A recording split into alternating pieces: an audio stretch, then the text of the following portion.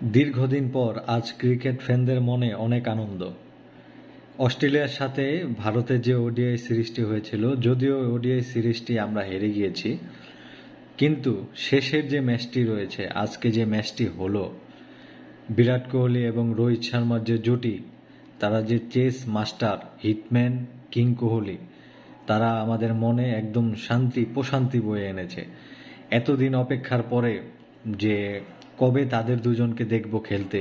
প্রথম দুইটি ম্যাচ যদিও ভালো হয়নি, সেকেন্ড ম্যাচে যদিও রোহিত শর্মা 70+ রান ছিল, কিন্তু বিরাট কোহলি সেই ম্যাচেও 0 রানে আউট হয়ে যায়, প্রথম ম্যাচেও 0 রানে আউট হয়ে যায়, মানে কোনো রান না করেই।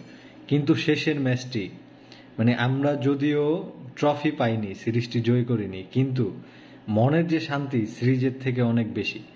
মানে রোহিত শর্মা বিরাট কোহলি যে ফিনিশ করেছে শেষ ম্যাচটি, 9 উইকেটে আমরা জয়লাভ করেছি, 9 উইকেটে আমাদের টিম ইন্ডিয়া জয়লাভ করেছে, সেইটা রোহিত শর্মার হাত ধরে এবং বিরাট কোহলির হাত ধরে।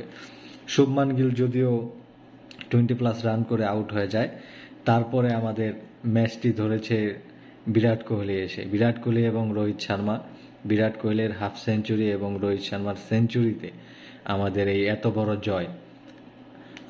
আরও একটি ওয়ার্ল্ডের রেকর্ড হলো ওডিআইয়ের কুমার সাঙ্গাকারার রেকর্ড ভেঙে বিরাট কোহলি এখন সেকেন্ড ওডিআই হাইয়েস্ট রানে আছে, আর প্রথমে আছে আমাদের লর্ড সচিন টেন্ডুলকার।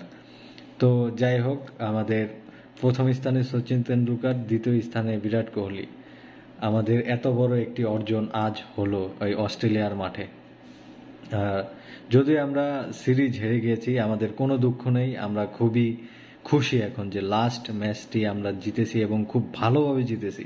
সবচেয়ে বড় কথা হচ্ছে আমাদের বিরাট কোহলি এবং রোহিত শর্মা খুব সুন্দরভাবে তারা ফর্মে ফিরে এসেছেন, দারুণভাবে কামব্যাক করেছেন, দারুণ একটি ম্যাচ আমাদেরকে উপহার দিয়েছেন। Thank you Rohit Sharma, thank you Virat Kohli, ধন্যবাদ সকলকে।